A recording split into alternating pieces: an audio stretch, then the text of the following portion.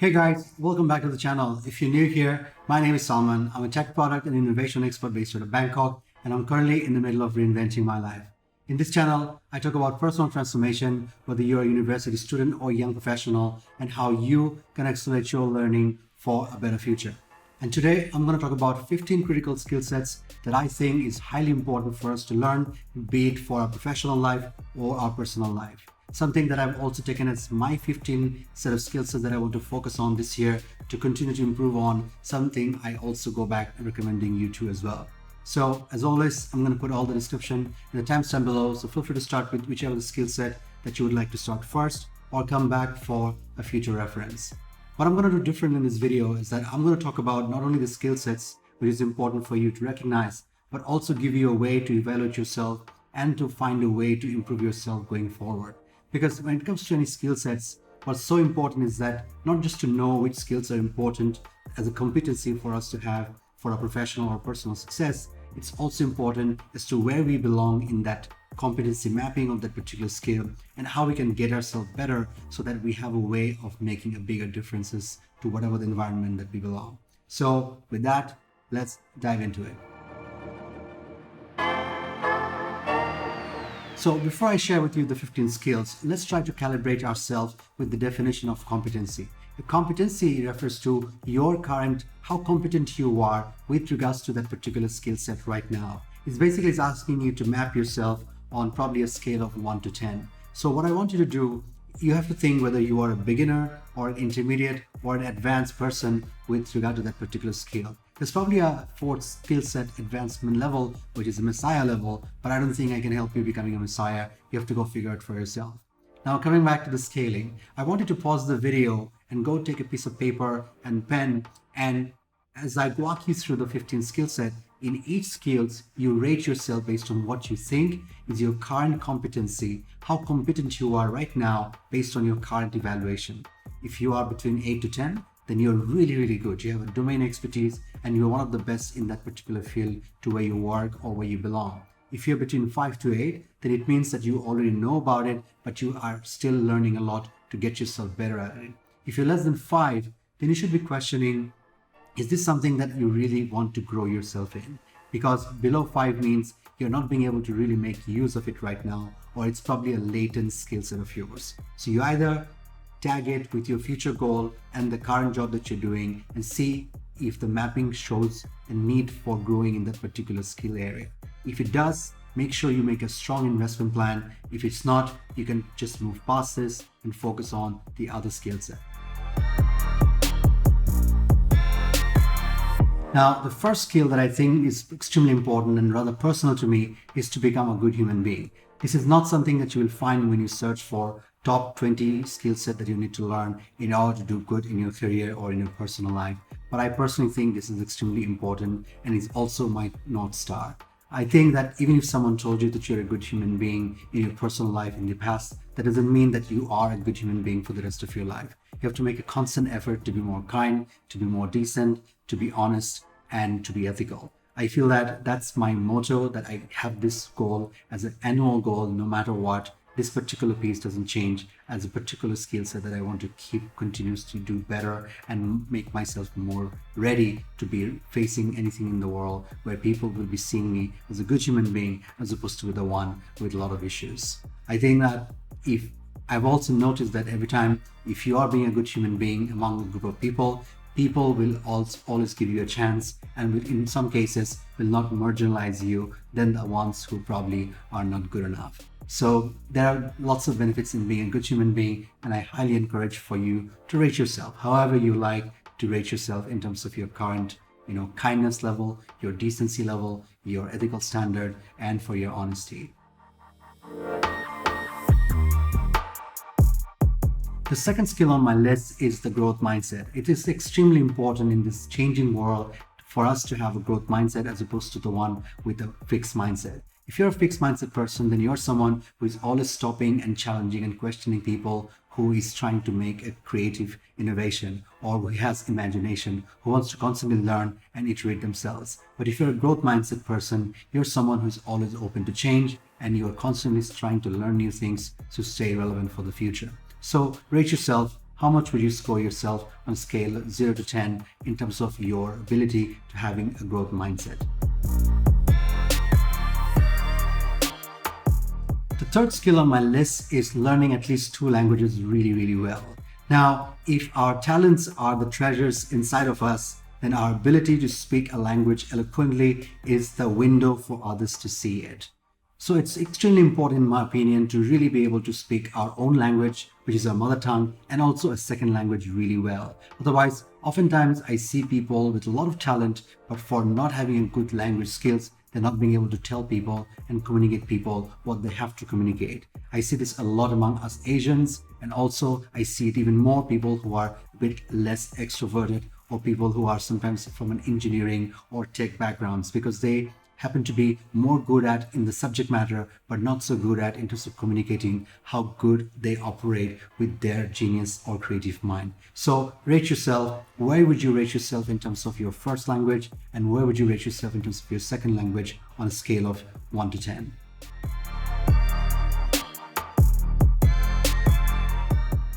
The fourth skill on my list is the first principle thinking of physics. Now, there are different definitions of it, but the one that I really like is given by Elon Musk. The way Elon Musk explained is that it's basically boiling things down to its fundamental truths and then reasoning up from there. So what it's actually referring to is that how do we use our analytical and critical thinking skill to be able to deconstruct something at its core level and then building it from there. Whether we are solving a problem or building a solution, if we can really use and apply our analytical and critical thinking, then we might have a better chance of solving it better or creating a whole new solutions for whoever that we're building it for. So rate yourself how good you are in terms of your analytical skill and how good you are in terms of your critical thinking skill.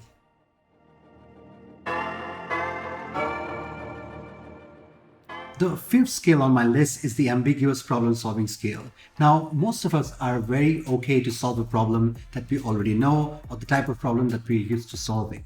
But what happens is that we are often facing problems that never existed before or something that we haven't faced before. So how do you solve those ambiguous, complex, complicated problems? And that's exactly when you have that mindset that is capable of solving those ambiguous problems. How good you are in solving those problems, be it for your business or in your personal life, will show how much of a control you have in terms of the desired outcome that it's going to lead you to. So rate yourself again on a scale of 1 to 10, how good you are in terms of solving problems that are not known to you, that you're not comfortable with, that are complex by nature.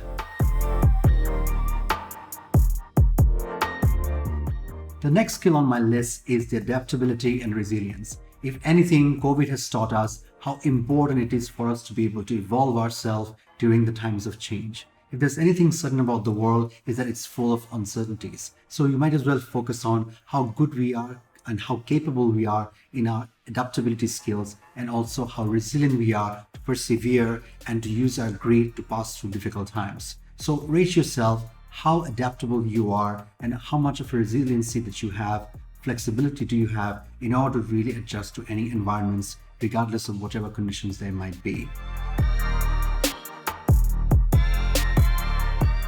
The next skill is very self-explanatory. It's emotional intelligence. I think that it has been used quite a lot over the last couple of years, that most people recognize what emotional intelligence means.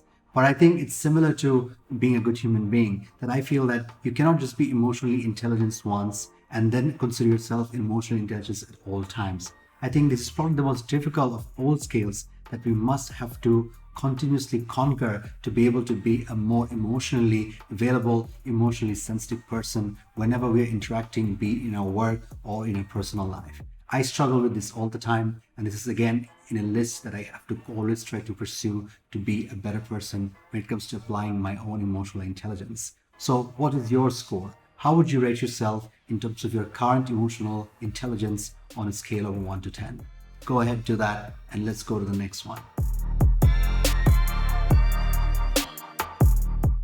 The eighth skill on my list is probably one of the most common skills that are used in a corporate or professional environment, but we also often fail to pursue them because of lack of understanding or the lack of exercise of them. So the leadership, in my understanding, is not about a position or an authority. It's about an activity. how many times in a day or in your life, be it personal or professional, you're actually exercising leadership. Because leadership is something that you can apply regardless of where do you belong in the society or in whatever hierarchy you are in an organization. If you're the youngest in the family or in a room, or even if you are the juniormost person in a room, you still can exercise leadership. So rate yourself how often or how good you are in applying leadership skills in your day-to-day life. And then in terms of collaboration, it's also not what you think you're good at, but also how others are being impacted because of your contribution in a collaboration. It's always a win-win situation. Not only you win and others don't have to get anything out of it.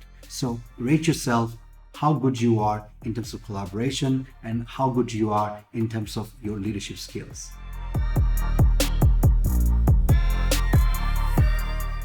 The next skill on my list is a technology skill. It's about artificial intelligence or AI. Now, AI, don't worry about the definition, you can just look it up. Or in simple, it's about a simulation of human intelligence's processes through a machine or computer systems. Now, instead of really trying to worry about the definition, think whether you really want to learn this as part of your skill set. Even if you think it's not relevant for you currently, I would still ask you to at least have some competency with regards to AI. Because the world is changing so rapidly and so many of the things that we currently do on a daily basis that is driven by AI, that it's something that we just cannot ignore. It's not like when internet came to the world, a big part of the world were ignoring in the beginning, thinking this is not for them because it's an advanced technology and just didn't adopt to them. But eventually the whole world has started adopting the internet as a technology, as a basic necessity. Similar to when the smartphone came, people didn't want to have smartphone, they still wanted to have the brick phone. But when they saw the power of a smartphone, they started adopting more towards the smartphone. Similarly, artificial intelligence is going to be so much in our life all around it that we must be able to have at least some basic understanding of what artificial intelligence stands for.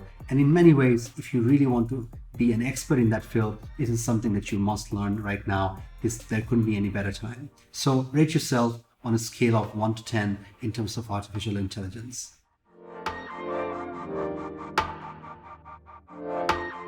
The 10th skill on my list is a very personal one, but something that I also have used a lot in my life, which is storytelling and sales. Storytelling is where I really need to get better. I think I'm terrible in storytelling, but when it comes to sales, I think I spent a little bit of time in my career and it has really rewarded me significantly. And both of them goes really closely together, because if you're a good salesman, then you also need to learn to be a good storyteller. And if you are a good storyteller, then you actually are capable of doing excellent sales. Now, these are the two skills that I think that you really need to know regardless of whoever you are, whether you are a business person or an engineer or even working in a non-profit. Because the more good you are in terms of storytelling, the better you can communicate and help people understand your part of the comprehension, your part of the narrative. And the better people understand is the better impact that you can make through those words and stories. So rate yourself. How would you rate yourself in terms of sales? And how would you rate yourself in terms of the storytelling skill set?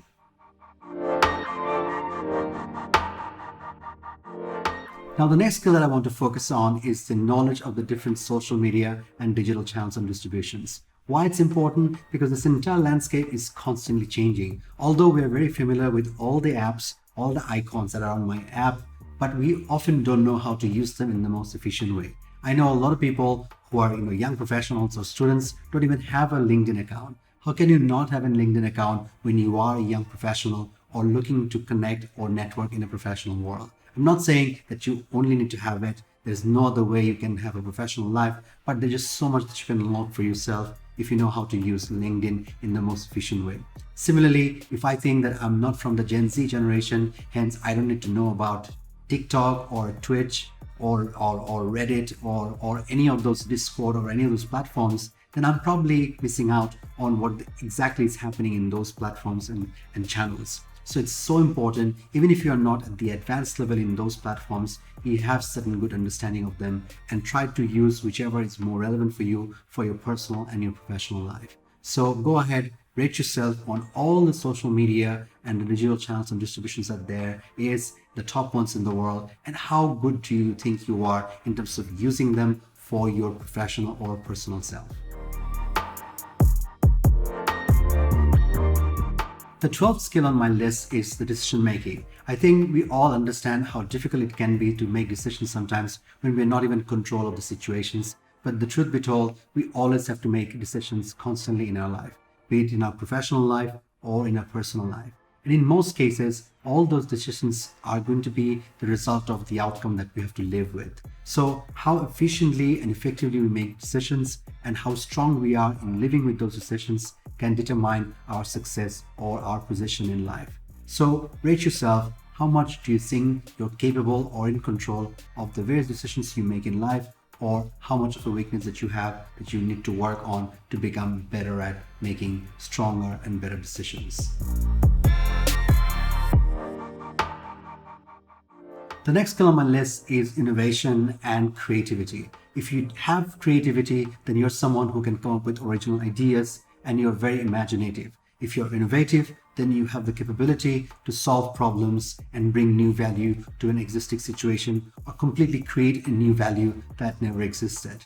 These skills are extremely important both in your professional and your personal life, as you have to constantly create new value both to yourself or to the people that you're surrounded by. So rate yourself how creative you are and how innovative do you think you are through the work that you do, and where do you think that you would like to go in the coming future based on the work that you do or the personal ambition that you set for yourself.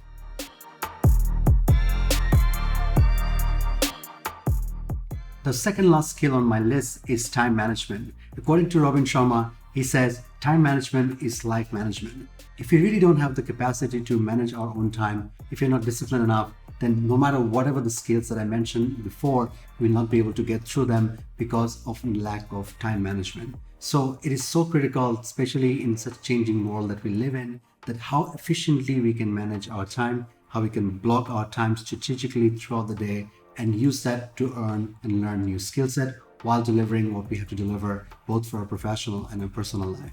So rate yourself again for second last time on time management. How good do you think in terms of your time management, and what is the current delta for you to reach to the desired level where you want to be? Now that brings me to the last skill, which is the diversity and the cultural skill. How good you are in terms of the understanding of the various cultures. How good you are in terms of being in an environment where there are people from different backgrounds, all walks of life, with a different identification of themselves. In a globalized world, we're only more closer than ever before. And if you really don't have the ability to really connect with someone, regardless of the differences that we bring in because of our culture, because of our color, because of our nationality, or however we identify ourselves, then the world can only have more conflicts and continuously make more difficult for all of us. So rate yourself. How would you rate in terms of your diversity skill, and how would you rate yourself in terms of culture? This is something is extremely important. I would recommend everyone to have this as part of your skills to work on so that you can become a very good global citizen as well. So now that you know the evaluation that you gave yourself and the evaluation that you received from those people that you've selected, it's time to tally them. But before you tally, what I would recommend that I do is that I always reduce 1 point from each one of the scoring that's been given by the people you interviewed. Because in most cases, they are your close people, they're your confidants, and they are either not like to hurt your feelings or probably a bit generous with you. So it's better to reduce 1 point from all of their points given so that you get a bit more realistic one. And also to set yourself a more conservative number so that you have a more ambitious target for yourself. Now that you have known the real number from those observations by the people you selected and your own evaluation of self, do an average and see where exactly do you need to invest your time. Once you've done that, it's time to make a decision as to which are the investments that you're going to make in the next 3 to 6 months to really improve on each one of those skill sets that you've set as your priorities. It is those planning and strategy that's going to help you get better at those skills instead of just not only knowing them. So I highly recommend that you make a proper plan and a reward system at the same time that can really help you stay motivated as you want to not only be more aware of those skill sets, but also start really improving yourself. And once you've done that for a 3 to 6 month time, you come back and do your own evaluation and see where do you stand after 6 months in each one of those skill set.